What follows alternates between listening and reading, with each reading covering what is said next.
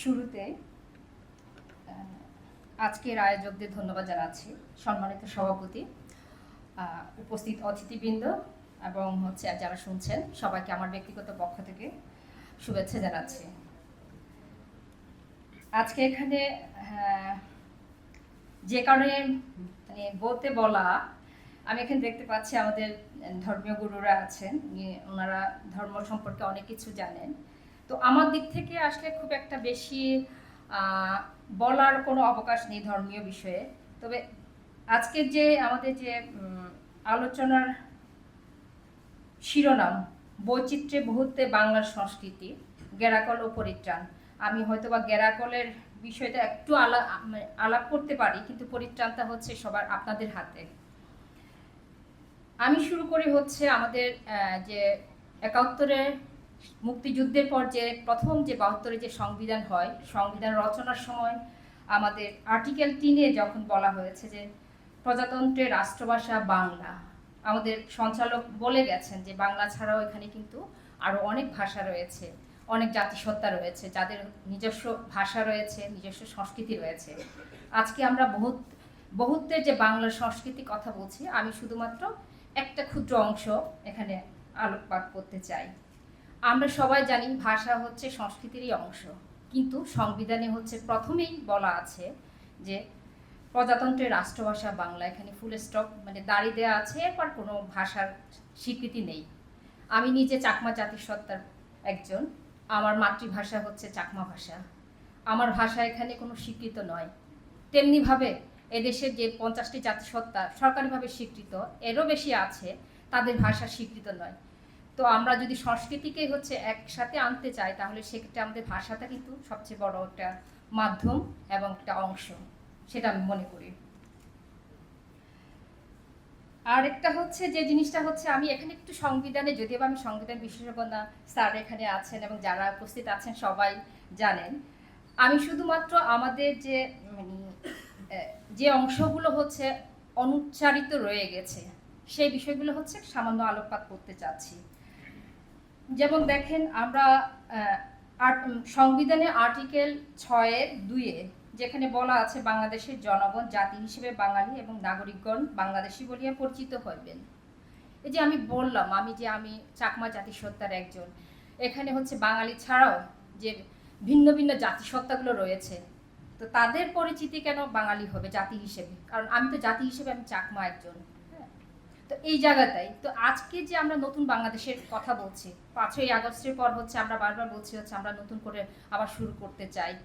আজকে স্বাধীনতার 52-53 বছর পর আমরা নতুন করে শুরু করতে চাই। যদি সংবিধানে এভাবে শুরুই করতে হয়, তাহলে আমি আজকের এই মঞ্চ থেকে এইটুকু অন্তত দাবি রাখতে চাই, সেটা আমাদের যে 50 বছর আগে বা 52 বছর আগে যে ধরনের ভুলগুলো রয়ে গেছে, সেই ভুলগুলো শোধরানোর সময় কিন্তু এখনই হয়েছে। যে আমি জাতি হিসেবে বাঙালি নই এবং আমি একজন বাংলাদেশি, সেটাকে যেন সুন্দরভাবে উপস্থাপন করা হয়। আরেকটা জিনিস আর্টিকেল 9-এ লেখা আছে, ভাষাগত ও সংস্কৃতিগত একক সত্তা বিশিষ্ট যে বাঙালি জাতি ঐক্যবদ্ধ ও সংঘবদ্ধ সংগ্রাম করিয়া জাতির মুক্তিযুদ্ধের মাধ্যমে বাংলাদেশের স্বাধীনতা ও সার্বভৌমত্ব অর্জন করিয়াছেন, সেই বাঙালি জাতির ঐক্য ও সংহতি হইবে বাঙালি জাতীয়তাবাদের ভিত্তি। এখানেও আমার একটু প্রশ্ন আছে, সেটা মহান মুক্তিযুদ্ধ, ৭১-এর যে মুক্তিযুদ্ধে কিন্তু শুধু বাঙালিরা অংশগ্রহণ করেনি, এদেশে যারা ভিন্ন ভিন্ন জাতিসত্তা রয়েছে তারাও মুক্তিযুদ্ধ করেছেন। কাজেই সংবিধানে যে শুধুমাত্র যে বাঙালি জাতির যে ঐক্য সংহতির কথা বলা হয়েছে, যে বাঙালি জাতীয়তাবাদের কথা বলা হয়েছে, এই বাঙালি জাতীয়তাবাদকে আর একটু উদারভাবে আমাদের বিবেচনা করতে হবে।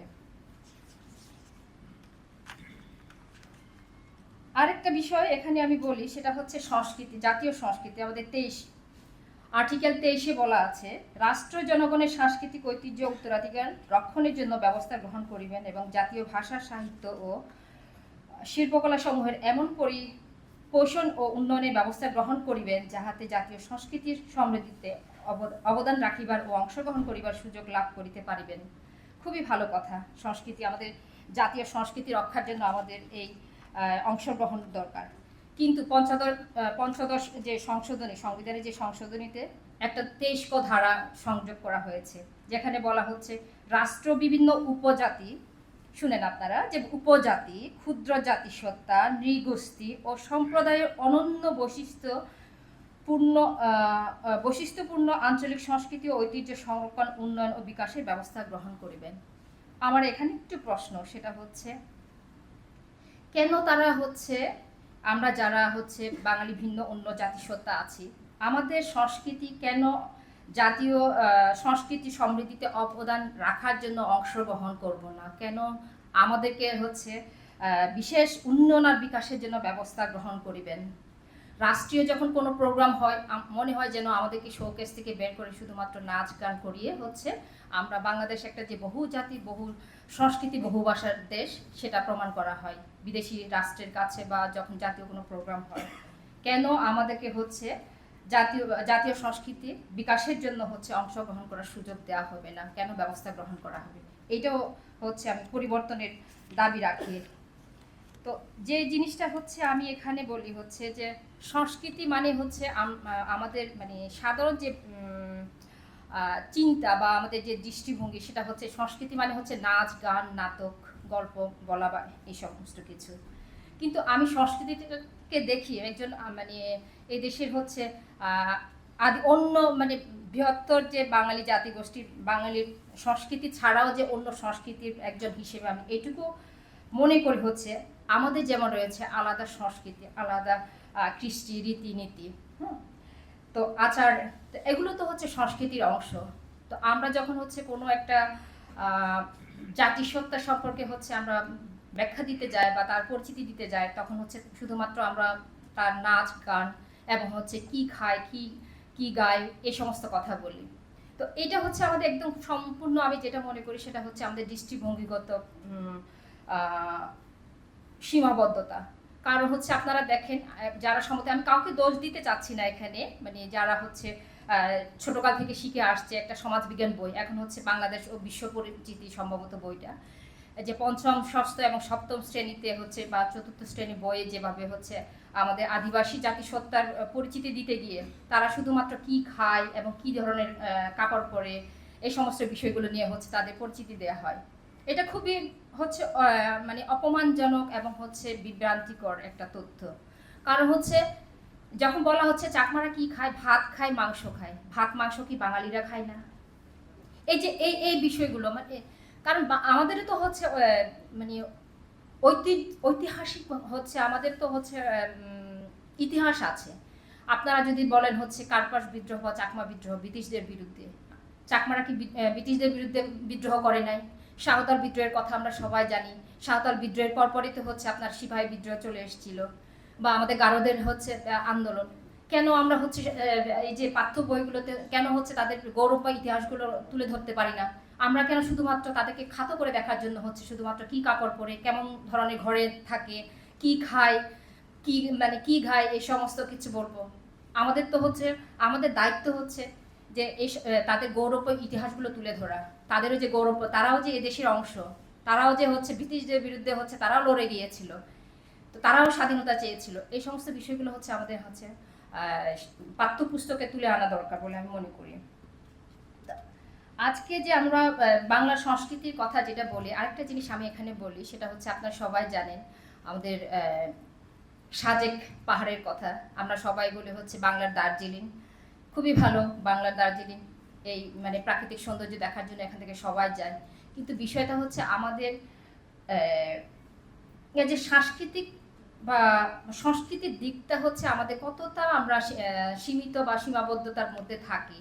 এখান থেকে যারা যায় তারা হচ্ছে ওখানকার যারা আমাদের যে আলাদা সংস্কৃতি রয়েছে, আমাদের কৃষ্টি রয়েছে, আমাদের রীতিনীতি রয়েছে, সে সমস্ত কিছু না জেনে হচ্ছে তারা শুধুমাত্র হচ্ছে মানে একটা উদ্যম, একটা আনন্দের জন্য হচ্ছে, যা উদ্যম বলতে হচ্ছে আমি শুধুমাত্র হচ্ছে হই হুল্লোড় গান বাজনা করার জন্য যাই সেখানে।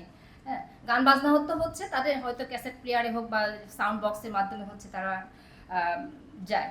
কিন্তু বিষয়টা হচ্ছে ওখানকার যারা মানে অধিবাসী আছে, যারা স্থানীয় লোকেরা আছে, তাদের যে নিজস্ব সংস্কৃতি আছে, এই বিষয়গুলো তারা কখনো জানতেও চায়নি। এবং তারা যে সাজেক রিসোর্টে যাচ্ছে, ওই সাজেকে যে এক সময় হচ্ছে অন্য জাতিগোষ্ঠীরা ছিল, হ্যাঁ, তাদেরকে সেখান থেকে উচ্ছেদ করে হচ্ছে সেই মানে আজকে বিনোদন কেন্দ্র বানানো হয়েছে বা সাজেকের যে একটা উন্নয়ন কেন্দ্র করা হয়েছে, এই বিষয়টি কিন্তু কেউ কখনো জানতেও চায়নি। হ্যাঁ, এবং সেই মানুষগুলো কোথায় গিয়েছে, তারা তারা তাদের মানে কোনো ক্ষতিপূরণ দেওয়া হয়েছে কিনা, এই বিষয়ে কখনো জানতে চাওয়া হয়নি। তো আমি মনে করি হচ্ছে আমাদের এই দিকগুলো হচ্ছে আমাদেরকে তুলে ধরা দরকার, শুধুমাত্র হচ্ছে সাজেকে সৌন্দর্য দেখার জন্য নয়। আমি যদি যাই প্রকৃত অর্থে হচ্ছে পাহাড়ের সংস্কৃতিকে জানার জন্য হচ্ছে আমার যাওয়া দরকার।